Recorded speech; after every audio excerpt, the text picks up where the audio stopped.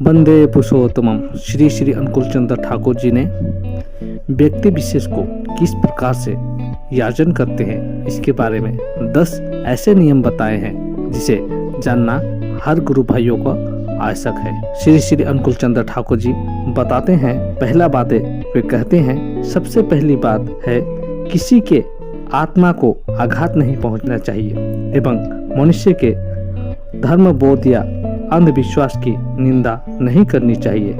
दूसरा बातें किसी के साथ मेल मिलाप के लिए सर्वप्रथम बहुत कम समय के अंदर ही हाव भाव बात व्यवहार को लेकर उनके साथ बंधुत्व स्थापित करना चाहिए। साथ ही साथ उनके जीवन की क्या क्या इच्छाएं हैं उसे अच्छी तरह से समझ लेना होगा। कोई यदि बातें कह रहा हो स्थिर भाव से धैर्य सहित उनकी सभी बातों को सुनना ही चाहिए। तीसरी बातें, कोई यदि बातें कह रहा हो स्थिर भाव से धैर्य सहित उनकी सभी बातें को सुनना चाहिए और बातचीत के क्रम में जिनके माध्यम से उसको समझा जा सके और उसमें आदर्श की प्रतिष्ठा की जा सके, ऐसे सूत्रों को सहानुभूति पूर्वक सूक्ष्म बुद्धिमत्ता सहित संग्रह करना चाहिए। चौथा बातें, मनुष्य के अंतर्निहित इच्छा एवं भावों को यथोपयुक्त भाव से अनुवादन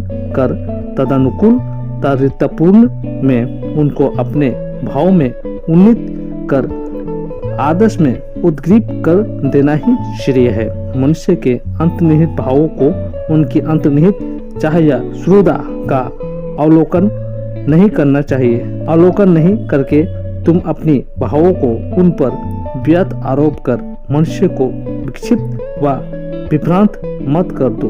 पांचवा बातें, किसी याजक को अन्यथा आपसी बातचीत व व्यवहार का दोष कभी भी नहीं देखना चाहिए, बल्कि प्रत्येक की इस तरह से प्रशंसा करनी है जिससे मनुष्य की श्रद्धा स्वतः ही उस ऋत्विक या याजक की ओर जाकर व्यापक भाव से एक उन्नति पूर्णता ले आए। तथापि अन्वेषक कुछ भी कहना नहीं पड़ेगा।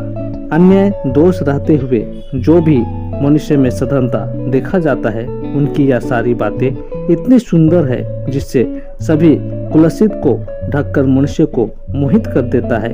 इस तरह से लोगों का विशेषता ऋत्विक एवं याजक लोगों का गुणगान करना होगा। छठवां बातें, यह प्रशंसा या गुणगान उतनी दूर और तब तक करना उचित है जब तक कि या जितनी दूर तक मनुष्य आदर्श को आघात नहीं पहुंचाता है और इस प्रशंसा के माध्यम से संभव बड़े बड़े मनुष्य की भी अवनति एवं पतन के कौन कौन से लक्षण हैं उसे कुछ कुछ कहकर रखना गलत नहीं है। जैसे फलाना आदमी में जब तक व्याख्या एवं आचरण में इष्ट स्वार्थ एवं इष्ट प्रतिष्ठा का प्रतिकूल लक्षण नहीं देख लेते हो तब तक उनके प्रति सम्मान और श्रद्धा प्रकाश करने से वंचित होने की थोड़ी सी भी इच्छा नहीं होती है। और जब उनके चरित्र में इष्ट स्वार्थ प्रतिष्ठापन्नता के प्रतिकूल लक्षण देखोगे उस समय उनके लाखों गुण भी कुछ किसी भी प्रकार से हमारी श्रद्धा नहीं जगा पाएंगे। मैं समझूंगा उनमें जो भी दिखता है सब कुछ एवं भयानक सजा सवारा कपट ढोंग के सिवा और कुछ भी नहीं है। सतवा बातें, यदि यजमान की बातों में किसी ऋतिक प्रतिऋतिक आधावायु या याजक की बातों की ऐसी कोई खामियां पाई जाती है जिससे यजमान को समझने में बाधा हो रही हो, लगता हो ऐसा होने से इस तरह से बुद्धिमत्ता के साथ व्याख्या करना उचित है जिससे उन ऋत्विक प्रतिऋत्विक आधारियों या याजक पर कोई दोष न मरकर भी यजमान को सहज भाव से समझा दिया जा सके।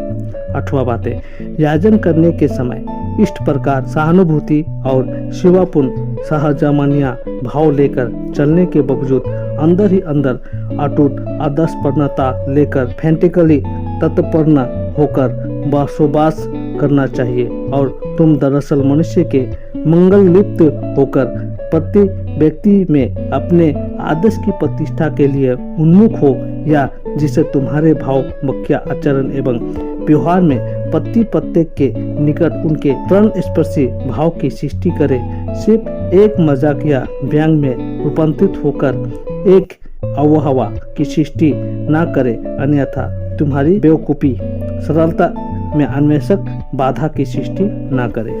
9, यजमान के किसी विषय में किसी दुर्बलता को विशेष स्थल के सिवा किसी प्रकार से घृणा या आघात किए बिना उसकी यह दुर्बलता कितना सहज परिहर्या है, उसे अपनी इस प्रकार की दुर्बलता को आदर्शपूर्णता लेकर किस तरह से कितनी आसानी से अतिक्रमण किए थे, उद्धंत प्राण से भाव भगिम्बा एवं व्यवहार के माध्यम से उनको ही विशद उदाहरण में उनको उत्पादित करके उस तरह संवेगी कर देना ही दुर्बलता या अज्ञानता प्रसन्नता का श्रेय पथ है।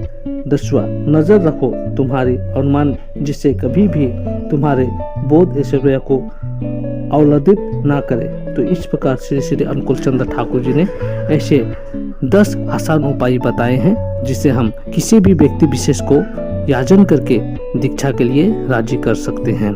सभी गुरु भाइयों को मेरा आंतरिक जय गुरु। अगर वीडियो अच्छा लगे तो कृपया सब्सक्राइब करके लाइक करना ना भूलें और इसी के साथ मैं सभी गुरु भाइयों को मेरा आंतरिक जय गुरु।